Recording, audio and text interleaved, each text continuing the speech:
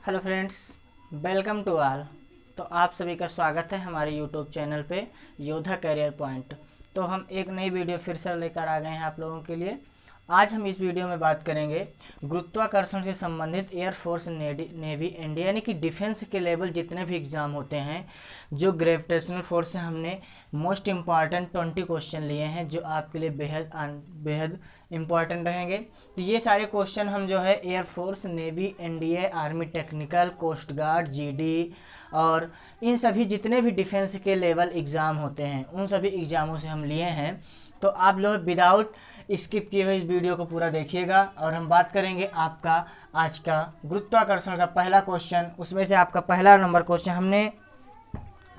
Question है आपका कि जो आपका गुरुत्वाकर्षण की वजह से वस्तु गुरुत्वाकर्षण की वजह से उत्पन्न होने वाला त्वरण निर्भर करता है। इसमें बताया गया है कि जो गुरुत्वाकर्षण ग्रेविटेशनल फोर्स की वजह से जो एक्सीलरेशन आपका होता है वो किस पे डिपेंड नहीं करता है। ठीक है, acceleration is not depend on, तो किस पे डिपेंड नहीं करता है। पहला क्वेश्चन आपका है, देखिएगा पहला क्वेश्चन है आपका कि गुरुत्वाकर्षण के स्थिरांक कैपिटल जी पर नीचे गिरने वाली वस्तु पर, यहाँ देखिएगा ध्यान से, नहीं निर्भर करता है। और तीसरा ऑप्शन है पृथ्वी की रेडियस पर, त्रिज्या पर, और अगला ऑप्शन है पृथ्वी के द्रव्यमान पर। तो यहाँ पे बताइए, देखिए यहाँ पे आपको जो capital G equal to small g equal to formula होता है capital G ME upon R।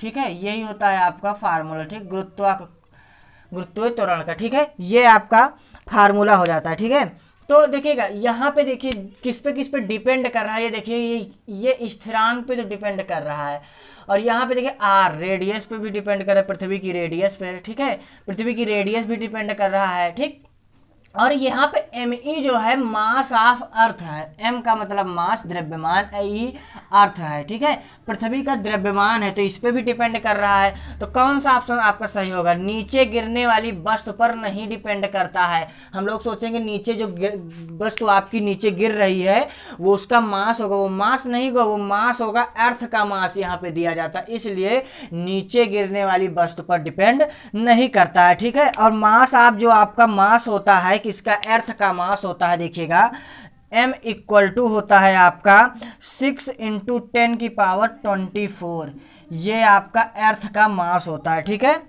और जो आपकी रेडियस होती है, रेडियस देखिएगा, रेडियस होती है 6.4 × 10⁻⁻6 मीटर। ये आपकी क्या होती है?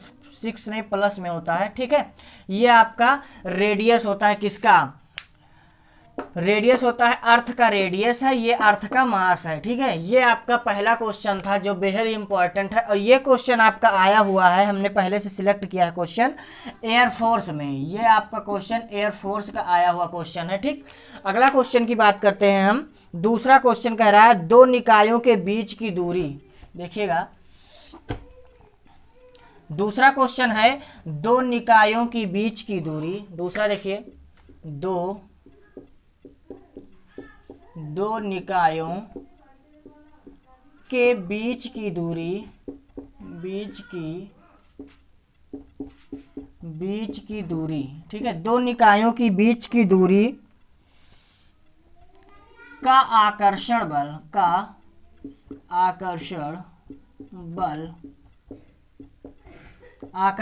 कह रहे हैं। आकर्षण बल 1/9 यानी 1/9 है। तो बीच की दूरी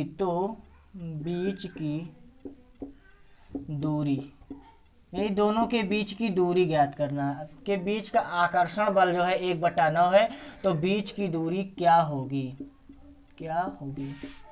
और ये क्वेश्चन आपका आया हुआ है, देख लेते हैं। ये क्वेश्चन आपका आया हुआ है एयरफोर्स में भी आया है, एयरफोर्स में। ठीक है, ये एयरफोर्स का क्वेश्चन है आपका।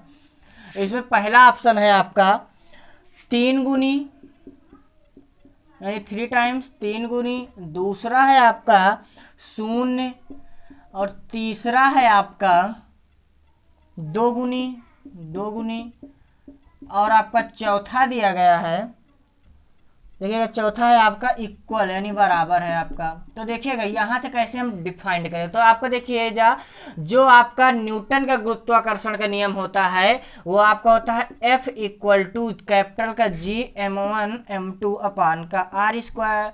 हमें रेशियो पूछा जा रहा है किसमें, F, तो F और R में, तो F डायरेक्टली प्रोपोर्शनल होगा 1/r स्क्वायर के। ठीक है, तो यहाँ पे F1/f2 इक्वल टू R2/R1 का होल स्क्वायर हो जाएगा। ठीक है, और F1 आपका F है। ठीक है, F1 1/9 दिया गया है, देखिएगा F1 है 1 और F2 दिया गया है 9, तो 1/9 इक्वल टू R2/R1। ठीक है, यहाँ पे देखिएगा ये आपका कितना हो जाएगा, देखिए यहाँ पे आपका ये दे दिया गया है आपका, अगर रूट यहाँ पे होल स्क्वायर अगर रूट लगाएंगे, इधर रूट इधर स्क्वायर हो जाएगा तो ये हट जाएगा रूट, तो यहाँ पे 1/9 इक्वल टू R2/R1। ठीक है, ये R2/R1 आपका हो गया।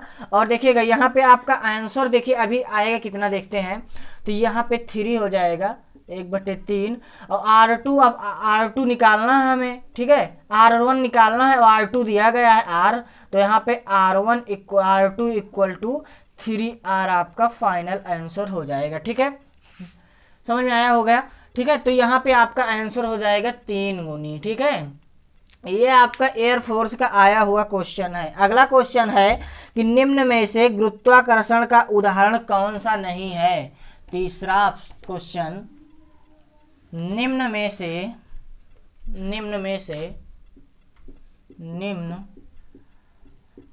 से गुरुत्वाकर्षण का एग्जाम्पल नहीं, गुरुत्वाकर्षण का उदाहरण नहीं है। तो पहला ऑप्शन है आपका, देखिए पहला ऑप्शन दिया गया है ग्रहों के वायुमंडल में उनसे अलग करने का उदाहरण, यानी जो ग्रहों का वायुमंडल में अलग करना। और दूसरा है आपका यह ब्लैक होल में घूर्णन में सहायक है। यह ब्लैक होल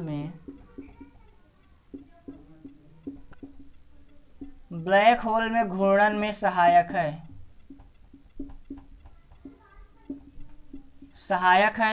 तीसरा है तारों को आपस में जोड़े रहना। तारों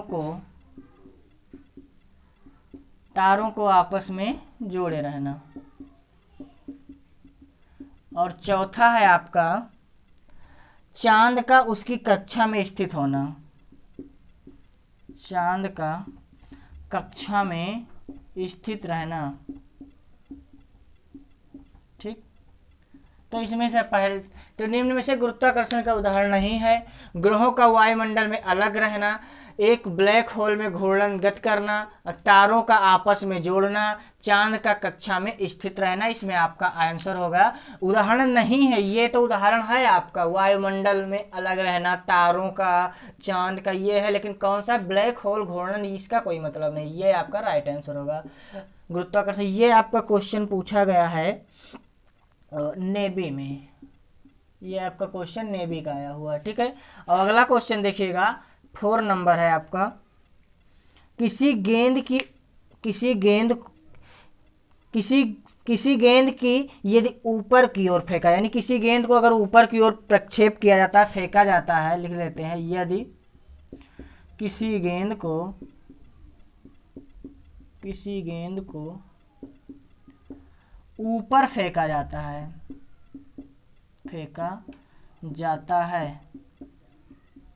ऊपर फेंकते हैं हम, तो क्या होता है, फेंके जाने पर 25 मीटर पर सेकंड के प्रारंभिक वेग से फेंका जाता है कितने से, 25 मीटर पर सेकंड के प्रारंभिक वेग से। ठीक है, प्रारंभिक वेग से, तो 25 मीटर पर सेकंड के प्रारंभिक वेग से फेंका जा रहा है। तो कह रहे हैं उच्चतम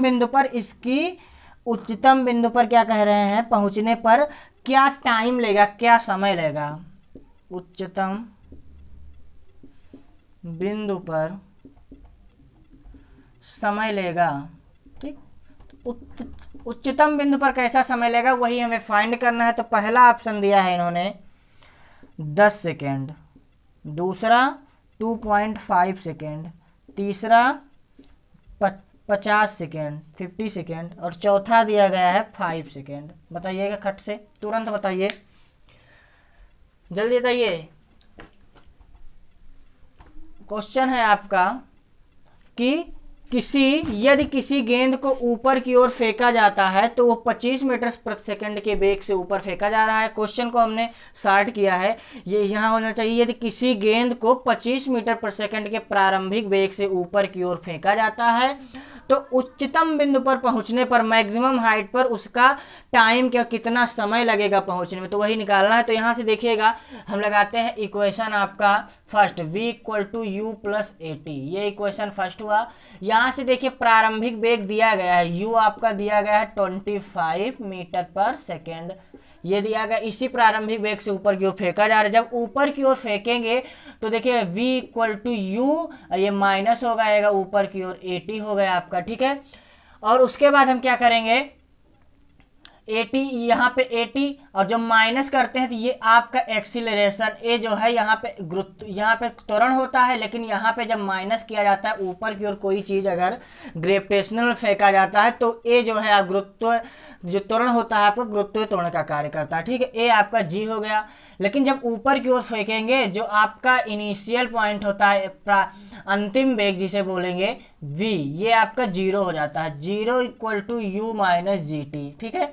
तो यहाँ पे अगर हम u = gt निकालते हैं और t हमें फाइंड करना है तो t = आपका u/g हो जाएगा। और u की वैल्यू हमें पता है 25 और 10, g की वैल्यू 10 रख लेते हैं तो पॉइंट काटेंगे, यहाँ पॉइंट बढ़ जाएगा 0 कटने पर, तो t = हो जाएगा 2.5 सेकेंड। यही आपका फाइनल आंसर होगा। ऑप्शन कौन सा होगा, ऑप्शन सेकेंड, बी ऑप्शन आपका करेक्ट माना जाएगा, ठीक है। और ये क्वेश्चन आपका आया हुआ है सर, ये क्वेश्चन देख लेते हैं कहाँ आया हुआ है। ये क्वेश्चन आपका आया हुआ है, ये क्वेश्चन, हाँ ये आपका आया है coast guard, navy coast guard का क्वेश्चन है। यहाँ पे लिख लेते हैं नेवी कोस्ट गार्ड, ठीक है, नेवी कोस्ट गार्ड का क्वेश्चन है। अगला है आपका मुक्त रूप से गिरना संभव है, ये आपका एयरफोर्स का क्वेश्चन है कि मुक्त रूप से गिरना कहां पर संभव होता है, ठीक है। कौन सा नंबर, 5वां, मुक्त रूप से गिरना संभव है, ठीक है। पहला ऑप्शन है आपका मुक्त वातावरण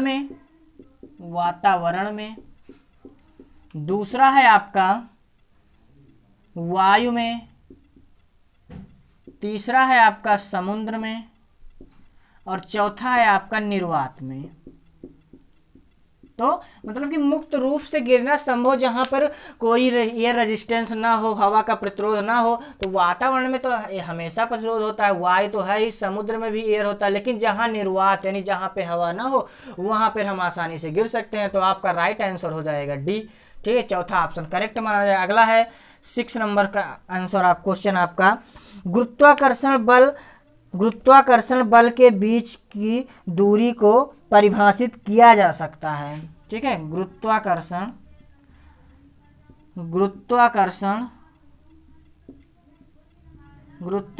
बल की दूरी को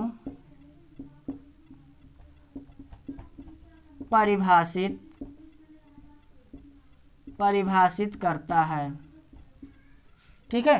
पहला है आपका दो आवेशों के बीच, 2 आवेश दिया गया है सर, 2 आवेश, और दूसरा है आपका 2 द्रव्यमान, और तीसरा आपका दिया गया है सर, तीसरा है 2 चुंबक, और चौथा आपका दिया है नन, यानी कि कोई नहीं, ठीक है। तो इसमें देखिएगा, इसमें राइट आंसर आपका बी होगा, 2 द्रव्यमान। कैसे देखिएगा, ऊपर देख लीजिए, F = आपका होता है G m1 m2/r², यही तो होता है। तो 2 मास के बीच की दूरी है आपका 2 द्रव्यमान के। अगर F = 1/4πε0 Q1 Q2 upon R square, ये तो वहाँ विद्युत का होता है, तो लेकिन यहाँ विद्युत थोड़ी, यहाँ गुरुत्वाकर्षण पूछा गया, तो m1 m2 अपान राइट आंसर हो जाएगा। ठीक है, दो द्रव्यमानों के बीच। अगला क्वेश्चन है आपका ये, हाँ ये क्वेश्चन आपका कहाँ पूछा गया है, ये क्वेश्चन आपका है एयरफोर्स, इसी बार इसकी शिफ्ट में आया हुआ है एयरफोर्स। ठीक, अगले क्वेश्चन पे पहुंचते हैं। अगला क्वेश्चन कह रहा है एक वस्तु का द्रव्यमान 10 kg है, यानी मास ऑफ ऑब्जेक्ट दिया गया है 10 kg। ठीक, किसी वस्तु का, लिखिए वस्तु का द्रव्यमान कितना है 10 kg। ठीक है, किसी वस्तु का आपका द्रव्यमान जो है 10 kg है, पृथ्वी पर भार क्या होगा, पृथ्वी पर भार, पृथ्वी पर आपका भार क्या होगा, भार क्या होगा। ऑप्शन दिया गया है 10 न्यूटन, 10 न्यूटन, दूसरा है 10 kg, तीसरा है 9.8 kg, चौथा है 9.8 न्यूटन। ठीक है, तो यहाँ पे देखिए हम देखिए किसी वस्तु का द्रव्यमान 10 kg है, तो पृथ्वी पर इसका भार, पृथ्वी पर वेट लगता है, तो W इक्वल टू हो जाएगा आपका mg। तो यहाँ पे W हमें निकालना है, m की वैल्यू हमें पता होता है, m दिया गया है 10 kg, और 10 ये g जो है आपका होता है क्या 9.8 रख देते हैं, तो ये पॉइंट से कैंसिल, तो आपका W इक्वल टू हो जाएगा 9.8 न्यूटन। तो यहाँ पे राइट आंसर आपका कहाँ हो जाएगा, ये डी ऑप्शन 9.8 न्यूटन। ये आपका 6वां नंबर क्वेश्चन था। अगला हम पहुँचते हैं, देखिए अगला क्वेश्चन कह रहे हैं पृथ्वी की सतह पर किसी वस्तु का भार सॉरी 7वां, पृथ्वी की सतह पर किसी वस्तु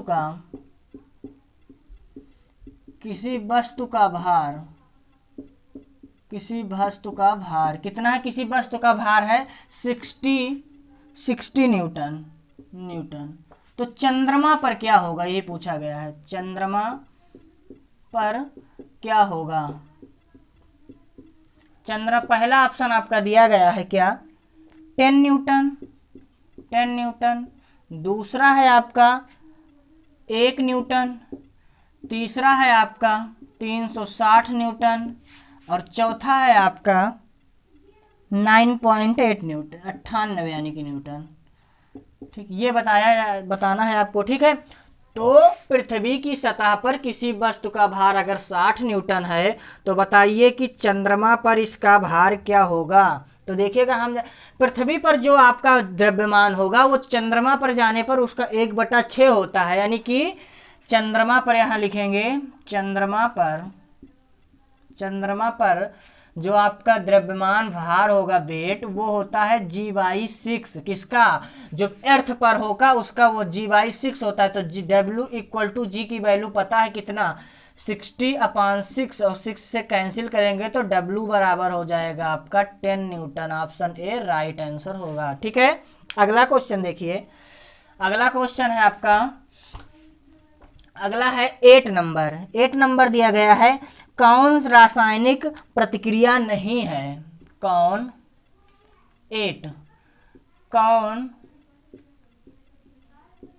रासायनिक प्रतिक्रिया, कौन सी रासायनिक प्रतिक्रिया नहीं है, यही आपको बताना है सर। तो पहला ऑप्शन आपका दिया गया है अपघटन ऑक्सीकरण, दूसरा ऑक्सीकरण,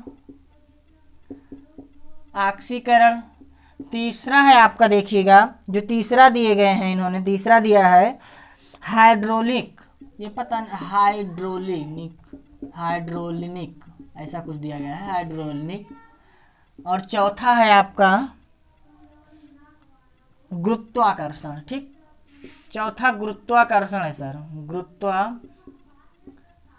गुरुत्वाकर्षण। ठीक है, ये आपका राइट होगा, गुरुत्वाकर्षण। ये जो अपघटन ऑक्सीजन हाइड्रोलिक ये केमिस्ट्री से रिलेटेड है, लेकिन रासायनिक प्रतिक्रिया है। ठीक है, कौन सा क्वेश्चन था, ये पूछा गया था आपका, और नेवी कोस्ट गार्ड का क्वेश्चन है, नेवी कोस्ट गार्ड, ठीक है, ये नेवी कोस्ट गार्ड का क्वेश्चन है। 9 नंबर देखिए, 9 नंबर कहाँ है कि अंतरिक्ष यान के अंदर अंतरिक्ष यात्री वजन का अनुभव करता है। अंतरिक्ष के अंदर अंतरिक्ष यात्री अनुभव करता है, ठीक है। अनुभव किसका करता है अंतरिक्ष यात्री? पहला है ऑप्शन आपका ज्यादा, दूसरा है कम, तीसरा है देखिएगा वस्तु पर निर्भर करता है, ठीक है, वस्तु पर निर्भर करता है। राइट आंसर है वस्तु पर निर्भर करता है। तीसरा है वस्तु पर निर्भर करेगा कि कैसी वस्तु है, निर्भर करता है। चौथा है शून्य, तो इसका राइट आंसर हो जाएगा शून्य, क्योंकि अंतरिक्ष के अंदर जो अंतरिक्ष यात्री होता है वो वेटलेस का अनुभव करता है, वहां पे उसका कोई वेट अनुभव नहीं होता, इसलिए वहां पर उसका राइट आंसर उस शून्य माना जाता है, उसका जो है शून्य होता है, वेटलेस। तो यहाँ पे ये क्वेश्चन आपका एयरफोर्स का आया हुआ क्वेश्चन है, ठीक है, एयरफोर्स। अगला क्वेश्चन हम बात करते हैं 10 नंबर क्वेश्चन है, आप देखिएगा 10 नंबर क्वेश्चन इन्होंने कहा है कि गुरुत्वाकर्षण, क्या कहा है कि गुरुत्वाकर्षण जी के, अभी देखते हैं, देख लीजिए, जो आपका इस तरीके से क्वेश्चन को घुमाते हैं, आप पढ़ते ही चकड़ी आ जाएंगे, लेकिन क्वेश्चन में कुछ हो रहता नहीं है साइंस के क्वेश्चनों में। क्या है कि गुरुत्व 10 नंबर है, गुरुत्व जी कहा है के कारण त्वरण होता है। क्या त्वरण होता है, ठीक है। तो त्वरण होता है, क्या होता है देखिएगा, पहला ऑप्शन दिया है इन्होंने, पहला दिया है gm/r², दूसरा है gm/r², तीसरा है आपका gr/m और चौथा है आपका gr, ठीक है। तो बताइएगा, तो ये तो सीधा सा फार्मूला पूछा है, गुरुत्वाकर्षण जी के कारण उत्पन्न त्वरण होता है gm/r², यहाँ पे ई मान लेते हैं, लेकिन ई नहीं दिया है कोई भी ऑप्शन में, तो मास ऑफ अर्थ ही होता है, यहाँ मान के चलेंगे। 11 नंबर क्वेश्चन, और ये कहाँ पूछा गया क्वेश्चन है आपका, ये भी आपका एयरफोर्स का मोस्ट रिपीटेड क्वेश्चन है, ठीक है, एयरफोर्स का आपका क्वेश्चन है, ठीक। अगला है आपका, देखिए अगला कहा, यदि सूर्य पृथ्वी का द्रव्यमान, यदि सूर्य पृथ्वी का द्रव्यमान के बीच की दूरी, यदि सूर्य व द्रव्यमान, किसका द्रव्यमान? पृथ्वी, इस तरीके से घुमाया गया है, किस तरीके से क्वेश्चन देखिएगा ध्यान से, पृथ्वी के बीच की दूरी, बीच की कह रहे हैं, बीच की जो दूरी है, बीच की दूरी क्रमशः दिया गया है m, कैपिटल का M/r, ठीक है। तो सूर्य के गुरुत्वाकर्षण के द्वारा चारों ओर, तो सूर्य के गुरुत्वाकर्षण के द्वारा चारों ओर, मतलब चारों तरफ, चारों ओर घूमने पर किया गया कार्य आपका देखिएगा, ऑप्शन दिया है 0, ऑप्शन दूसरा दिया गया है g(m) कैपिटल M/r², और तीसरा है आपका gme/r² इंटू 2π, और चौथा है आपका, चौथा देखिएगा gme/r², ये है। तो यहाँ पे देखिएगा, यहाँ पे राइट आंसर 0 हो गया, क्योंकि यहाँ पे देखिए W इक्वल टू होता है फोर्स इंटू डिस्प्लेसमेंट। तो फोर्स है, लेकिन डिस्प्लेसमेंट का मतलब कितना चक्कर लगाया, तो एक राउंड पूरा चक्कर लगाए पुनः फिर उसी स्थान पे आ जाता है, जो आपका क्या है, जो चारों ओर घूमने के लिए आपका जो सूर्य है वो उसी स्थान पे फिर आ जाता है, तो इसलिए वहां पे जो डिस्प्लेसमेंट वो शून्य होता है, तो वर्क डन आपका भी शून्य हो जाता है, ठीक। ये आपका 11 नंबर क्वेश्चन, ये नेवी का क्वेश्चन है, ठीक है, नेवी SSR का आया हुआ क्वेश्चन है। अगला क्वेश्चन की हम बात करते हैं। क्वेश्चन नंबर है अगला 11 नंबर, ठीक है। कौन सा नंबर क्वेश्चन है? 12 हो गया, 13 हो गया है, 14 है। पृथ्वी के केंद्र पर देखिएगा, कहा गया है पृथ्वी के केंद्र पर एक पिंड का भार कितना होता है, ठीक है। 14 नंबर, पृथ्वी के केंद्र पर किसी वस्तु का भार होगा। और पहला ऑप्शन दिया गया है इन्होंने 0, और दूसरा क्या होता है आपका कम, तीसरा है ज़्यादा, और चौथा है आपका 9.8, यानी कि जितना उसका खुद का वेट था, यही था, ठीक है। तो देखिएगा जो आपका वेट होता है कहाँ पे? अर्थ के सेंटर पे, यानी कि किसके? पृथ्वी के केंद्र पर, अर्थ के सेंटर पे जो वेट होता है mg, m तो कुछ हो सकता है, लेकिन वहां पे जो आपका g होता है गुरुत्वाकर्षण, वो 0 होता है। तो W = m × 0, तो इसलिए यहाँ पे वेट आपका 0 हो जाता है, ठीक। ए ऑप्शन आपका राइट माना जाएगा। तो W = 0, तो इसलिए यहाँ पे पृथ्वी के केंद्र पर वस्तु का जो भार होता है वो आपका 0 होता है, ठीक है। अगला आपका राइट देखिएगा, अगला क्वेश्चन कह रहे हैं कि ठोस गोले के केंद्र पर गुरुत्वीय क्षेत्र की तीव्रता कितनी होती है, ठीक है। ठोस गोले के केंद्र पर 15 नंबर, ठोस गोले के केंद्र पर गुरुत्वीय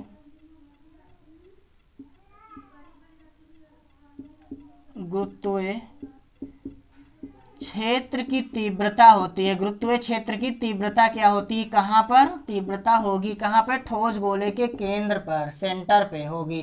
तो यहाँ पर भी इसका हम ऑप्शन नहीं ले रहे हैं, इसे याद लीजिएगा, याद कर लीजिए। इसका भी राइट आंसर आपका 0 होता है, ठीक है।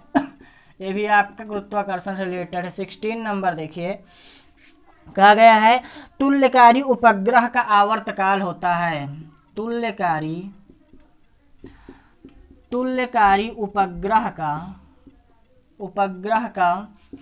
आवर्तकाल, तुल्यकारी उपग्रह का आवर्तकाल होगा, ठीक है। पहला ऑप्शन आपका 24 घंटे, दूसरा ऑप्शन है आपका 12 घंटे, तीसरा है 365 दिन, और चौथा है आपका 1 माह, यानी 1 महीना। तो इसका राइट आंसर बताइएगा। इसका राइट आंसर तुल्यकारी उपग्रह का आवर्तकाल 24 आवर होता है, 24 घंटे होता है, ठीक है। अगला कौन सा? 17 नंबर क्वेश्चन।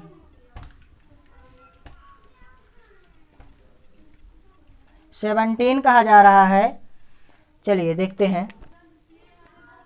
17 ये देखिए, ये जितने भी क्वेश्चन है ये सारे जो है आपके डिफेंस के कैटेगरी के आए हुए ही क्वेश्चन है। आप लोग इसे जरूर देखिएगा। पृथ्वी पर किसी वस्तु का भार, ये इससे पहले वाला दोनों क्वेश्चन एयरफोर्स का था, लेकिन जो अब देने जा रही है नेवी का क्वेश्चन है। पृथ्वी पर किसी वस्तु का भार दिया गया है 200 न्यूटन है, ठीक है। 17 नंबर, पृथ्वी पर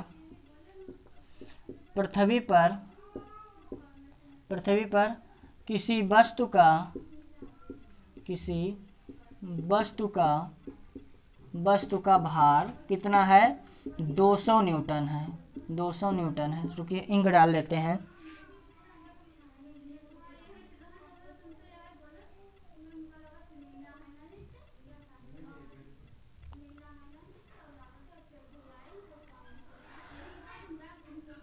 ठीक है, 200 न्यूटन। और द्रव्यमान, किसका द्रव्यमान? मास। तो द्रव्यमान है आपका 20, द्रव्यमान कितना है? 20 केजी। तो कहा रहा है गुरुत्वीय त्वरण का मान क्या होगा? Very easy question. गुरुत्वीय गुरुत्वीय त्वरण क्या होगा, गुरुत्वीय त्वरण का मान क्या होगा बताइए। पहला ऑप्शन है 9.8 मीटर पर सेकेंड स्क्वायर, दूसरा है 10 metre per second square, 10 metre per second square, और तीसरा है 10 मीटर, और चौथा है आपका 10 मीटर पर सेकेंड इनवर्स। ठीक, ये है, देखिएगा यहाँ पर वेरी इजी क्वेश्चन है। क्या होता है, पृथ्वी पर किसी वस्तु का भार, तो वेट क्या होता है आपका, वेट इक्वल टू होता है mg, लेकिन निकालना तो हमें गुरुत्वीय त्वरण, तो g को रोक लेते हैं, तो ये नीचे आ जाएगा, तो W/m इक्वल टू g। तो वेट है आपका 20 न्यूटन, और दिया गया है m कितना है 20 kg, तो 20 कैंसिल, आपका right answer g equal to हो जाएगा 10 मीटर पर सेकेंड स्क्वायर। तो राइट आंसर आपका हो जाएगा v। ठीक है, ये आपका राइट आंसर हुआ। अगला है 18 नंबर, देखिए 18 नंबर आपका क्वेश्चन क्या दिया गया है। ठीक, 80 नंबर क्वेश्चन कहा गया है कि पृथ्वी की सतह देखिए पृथ्वी की सतह पर द्रव्यमान और रेडियस गुरुत्वाकर्षण के कारण क्या कह रहे हैं, अनुमानित m/r। हाँ ठीक है, बढ़िया इजी क्वेश्चन है, केवल आपको लैंग्वेज में फंसाया जाता है और कुछ नहीं। ठीक है, पृथ्वी की सतह पर जो भी है क्वेश्चन देखते हैं, पृथ्वी की सतह पर पृथ्वी की सतह पर देखिएगा, पृथ्वी की सतह पर कहा गया है मास व रेडियस दोनों, यानी द्रव्यमान किसका द्रव्यमान होगा, अर्थ का, और रेडियस किसका होगा, त्रिज्या किसकी, वो भी अर्थ की होगी। ठीक है, के गुरुत्वाकर्षण के कारण त्वरण क्या होगा, गुरुत्वाकर्षण के कारण, तो कर्षण के कारण अनुमानित त्वरण होगा। ठीक है, पहला ऑप्शन आपका दिया गया है m/r², दूसरा है आपका m/r, तीसरा है आपका mr, चौथा है आपका m²/r। तो यहाँ पे देखिएगा, हमने आपको बताया था क्या, small g equal to capital का G m/r, यही तो हुआ, तो यही r², यही बताया था। तो यहाँ पे देखिए यही राइट आंसर, यानी कि यहाँ पे जो स्थिरांक है कैपिटल का G, इसको हटा दिया गया, तो m/r², यही आपका राइट आंसर माना गया। तो ये रहा आज का हमारा, और ये क्वेश्चन आपका नेवी में पूछा गया क्वेश्चन है, इस बार शिफ्ट में आया हुआ।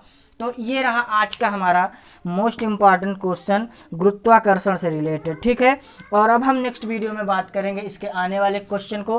तो ये सारे क्वेश्चन शायद समझ में आए होंगे आपको, अगर समझ में आया होगा तो हमारे वीडियो को लाइक कीजिए और चैनल को सब्सक्राइब कीजिएगा। तो मिलते हैं नेक्स्ट वीडियो में, तब तक के लिए जय हिंद, वंदे मातरम।